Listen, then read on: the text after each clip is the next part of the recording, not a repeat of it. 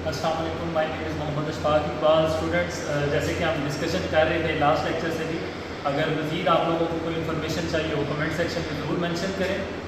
आज का हमारा टॉपिक है सोर्सेज ऑफ ऑर्गेनिक कंपाउंड्स। हम ऑर्गेनिक कंपाउंड्स के अगर सोर्सेज देखें तो नेचुरली अकरिंग सोर्सेज हैं plants and animals. Natural source है कोल, जो कि एक फॉसिल फ्यूल है। नेचुरल गैस जिसको मीथेन गैस, सुई गैस आप लोग जानते हो बड़े अच्छे से। पेट्रोलियम भी ज़मीन से निकले गए आय को बोलते हैं। पेट्रोलियम लफ्ज़ है, एक लैटिन वर्ड है जिसका मतलब पैट्रा का मतलब है रॉक। ओलियन ऑयल, रॉक ऑयल यानी कि चट्टानों से निकाला गया फार्म ऑयल जिसको कहते हो आप लोग, पाम तेल जिसको कहते हैं। फॉसिल फ्यूल्स किसे कहते हैं? Dead remains of plants and animal. ये एक इंपॉर्टेंट डेफिनेशन पूछी जाती है क्योंकि इस टॉपिक में मौजूद नहीं लेकिन ये उसके रेलेवेंट है, इसलिए मैं आपको बता दूं कि अक्सर पूछा जाता है define fossil fuels. These are the dead remains of plants and animals, जो कि 400-500 साल पहले ज़मीन में बरिड थे और उनके ऊपर कोई रिएक्शन हुए। कौन से रिएक्शन हुए हम उसको डिस्कस करते हैं। मैं प्लांट्स और एनिमल्स से ऑब्टेन होने वाले ऑर्गेनिक सोर्सेज को यहाँ पर नहीं डिस्कस करूँगा क्योंकि आप लोग जानते हैं वह जितने भी हमारे पास सीड्स हैं, ऑयल्स हैं, जो वेजिटेबल्स हैं, these are the natural organic sources which are obtain from the plants. और इसी तरह एनिमल से आप लोग फैट्स, लिपिड्स, मिल्क, इस तरह की चीज़ें, मीट, ये ऑब्टेन करते हैं। हम बात कर रहे हैं जी कोल की। कोल क्या चीज़ है? हज़ारों साल पहले या 500 या मोर देन 500 ईयर्स अगो पहले क्या होता है कि जो डेड प्लांट्स और एनिमल्स का जो वुड था वो ज़मीन में आ गया है, दब चुका है और उसके ऊपर बैक्टीरियल और केमिकल रिएक्शन हुए हैं। इन बैक्टीरियल और केमिकल रिएक्शन से ये चेंज हो जाएगा पीट में। ये ब्लैकिश ब्राउनिश ब्लैक लिक्विड आए, ब्राउनिश ब्लैक इसका कलर आ जाएगा जिसमें अबाउट 50% कार्बन कंटेंट होता है। फिर high temperature, high pressure, underground जो टेम्परेचर और प्रेशर की वजह से it change into lignite, that is 60% carbon content. Lignite at high pressure change into bituminous coal, जिसको अब कह लो कि ब्लैकिश शेड आ जाता है इसका काफी हद तक। इसमें 70 to 80% कार्बन कंटेंट आ जाता है। जिस बिटुमिनस कोल चेंज इनटू एंथ्रासाइड। एंथ्रासाइड कोल की एक प्योर फॉर्म है जिसको जलाने से कोल का जो स्मोक आता है वो इतना ज़्यादा डैमेजिंग नहीं होता, उसमें इतना पोल्यूशन नहीं होता और इसमें 80 to 95% कार्बन कंटेंट जो है वो पाया जाता है। ये मैंने आपको कोल की फ्लोशीट डायग्राम से सारा टॉपिक करवाया। नेक्स्ट बेटा हम आ जाते हैं कोक फॉर्मेशन, यानी कि ये जो कोल है कोक में कैसे चेंज होता है। कोक क्या होता है? एक्चुअली प्योर कार्बन होता है, ये पाउडरी कार्बन है। जब हम कोल को हीट करते हैं एट हाई टेम्परेचर ये चेंज हो जाता है कोल गैस में। कोल गैस को under same condition it will change into coal tar और कोल तार सेम कंडीशन में चेंज हो जाता है कोक में। अब हम चूंकि बात कर रहे थे कोल के बाद आ जाता है natural gas. Natural gas methane, सुई गैस, जिसको आप जानते हैं कि सिपी के मुकाम पे पाकिस्तान में ये डिस्कवर हुई और ये CH4 है, इसको मीथेन भी कहते हैं, सुई गैस भी कहते हैं, नेचुरल गैस भी कहते हैं। मेजॉरिटी ये कलरलेस अडरलेस गैस होती है, कुकिंग पर्पस के लिए यूज होती है। पेट्रोलियम हमारा नेक्स्ट आ जाता है। पेट्रोलियम मैंने बताया पैट्रा और ओलियम, ये एक लैटिन वर्ड है पैट्रा। पैट्रा का मतलब होता है रॉक और ओलियम का मतलब होता है ऑयल। ये रॉक ऑयल है, हमें चट्टानों से ऑब्टेन होता है। इसमें डिस्टिलेशन करते हैं। इसकी दो तरह की डिस्टिलेशन है, एक है डिस्ट्रक्टिव और दूसरी है फ्रैक्शनल। हम डिस्ट्रक्टिव डिस्टिलेशन की डेफिनेशन कैसे याद करेंगे जी? ऐसी डिस्टिलेशन जो in the absence of air, oxygen की मौजूदगी में किसी चीज़ की डिस्टिलेशन करना उसको फ्रैक्शनल, और विदाउट ऑक्सीजन करना उसको हम क्या कह देते हैं? Destructive distillation. फ्रैक्शनल डिस्टिलेशन हम किस तरह से करते हैं पेट्रोलियम की? हमें चूंकि ये पेट्रोलियम है, ये पेट्रोल नहीं है। बच्चे आप लोगों ने पजल नहीं होना, पेट्रोलियम और पेट्रोल में बड़ा फर्क है।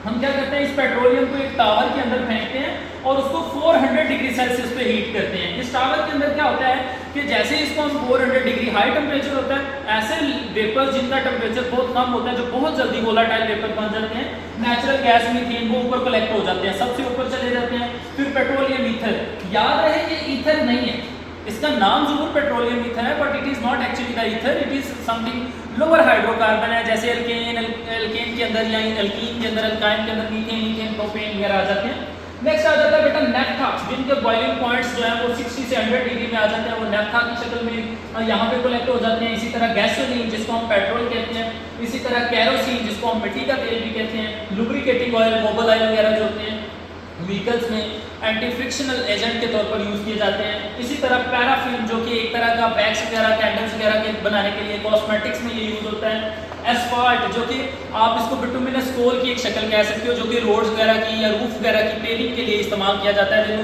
पंजाबी जो तुम सड़कों में उत्ते लोग कहते हो कि पंजाबी में वो कहा जाता है ना, रोड की पेलिंग के लिए, रोड पक्के करने के लिए जो ऊपर रूफ होती है उसकी, उसको पेंट किया जाता है, कोट किया जाता है एस्फाल्ट के साथ। ये एक तरह का सॉलिड होता है, ये इसका पेट्रोलियम का रेजिड्यू होता है, वेस्ट होता है, जिसको बाद में यूटिलाइज कर लिया जाता है। नेक्स्ट हम बात कर रहे हैं सेपरेशन ऑफ द डिफरेंट, यानी कि इसकी अगर एग्जैक्ट डेफिनेशन पूरी पॉइंट करें, the separation of different component of a liquid mixture on the basis of difference in the boiling point, यानी कि बॉइलिंग पॉइंट के लिहाज से चीजों को सेपरेट आउट करना, इसको हम डिस्टिलेशन कहते हैं।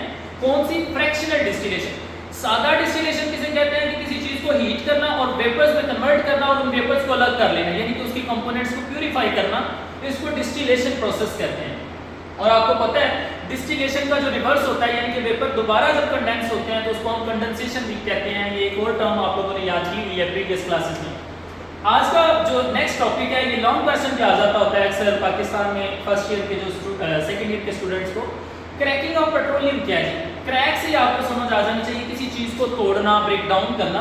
इसमें होता क्या जी, larger hydrocarbon with high boiling point, ऐसे हाइड्रोकार्बन जिनके बॉइलिंग पॉइंट बड़े ज्यादा हाई होते हैं, उनको हीट किया जाता है एट हाई टेम्परेचर पर ताकि वो टूट जाए, उनके बॉन्ड ब्रेक हो जाए and they split into smaller hydrocarbons with low boiling points. ये स्मॉलर हाइड्रोकार्बन्स या लो बॉइलिंग पॉइंट हाइड्रोकार्बन बनाने के हमें क्या बेनिफिट्स होते हैं?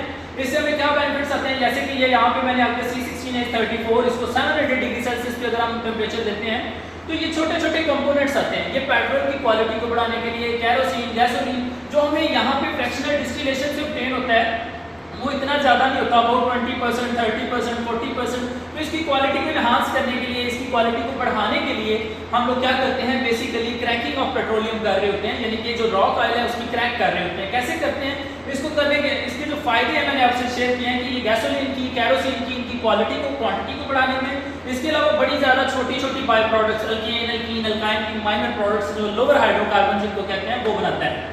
टाइप्स हैं जी इसकी मेन। आपने टाइप्स को कैसे याद करना है, इनका मेन कंसेप्ट आपने किस तरह से अपने माइंड में रखना है?